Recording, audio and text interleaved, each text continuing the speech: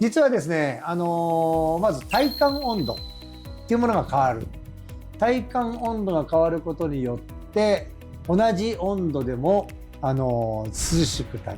たり暖かくなったりっていう風なことが生じます。これは前からもねちょっと話してるんだけども、実は湿度っていうものが大きく関係しててね、同じ温度でも低い、湿度だったらさっぱりしててカラッとしててね気持ちいいなって感じするんだけど、同じ温度でも湿度が高くなるとじわっとしてベタっとなったりして気持ち悪いっていう風な、ことが生じるっていう風なことがこれめちゃめちゃ大きく生じます。でエアコンなんかはですね、我々の快眠壁空を塗った部屋、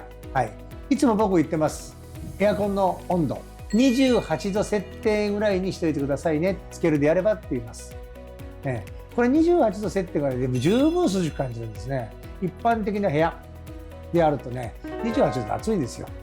うっかりするとなんだかあったかい空気が出てきたなみたいなね、そんな感じが受けるんですけども、珪藻土快眠壁空を塗った部屋であるとなんかちょっとヒヤッとした感じになる。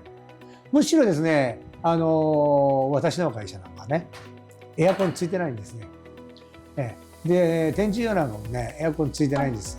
ついてなくてですね、だいたい今37度8分、山梨暑いですんでね、でジメジメしてます。ところがですね、扇風機は必要とします。ですけど扇風機一つでもっていられるという、昔のうちってみんなそうだったんですね。昔エアコンがなかったもんね。で昔はそんなに暑くなかったとかって言うけども、暑かったんですよ実際。そんなにあんま変わんない。ただ何が変わったかっていうと、家の構造自体が変わってるんです。昔は家の構造がだいたい土だったんです。だからオクラとかそういうとこひんやりするでしょ。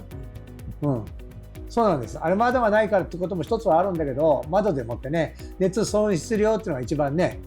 できるのが窓ですので、でも窓がなければ当然ヒヤッとするんだけども、でも壁の土壁っていう土、あれが呼吸をしてるからなんですよ。湿度調整をしてるから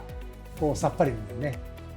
全く同じように珪藻土快眠壁空の場合に関しては 1.5 ミリ厚、薄いです。めちゃめちゃ薄い。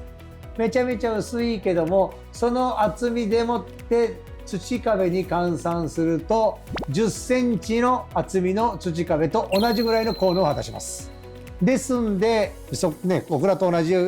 役目をしますんで、少ない高いエアコンの温度でもって涼しく感じるっていう風なってなるとどうなるかっていうと、電気量もちろんかから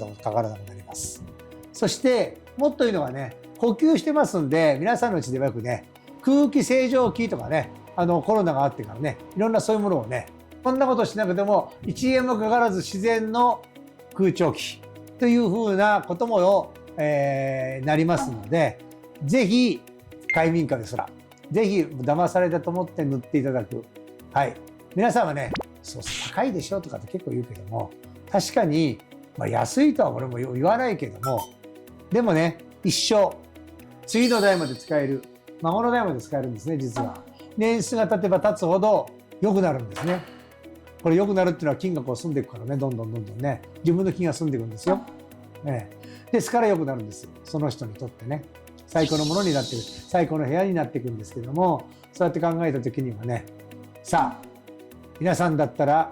1日いくらだったらばそれをやりますかっていうようなことを考えるとね、人生80年、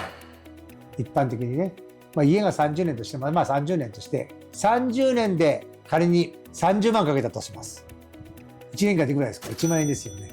1年間1万円ってことは仮に月にすると月に1000円以下なんです。でもそういうふうに考えるとめっちゃめちゃ安いと思いますので、自分でやればねその半分ぐらいでできるかもしれない。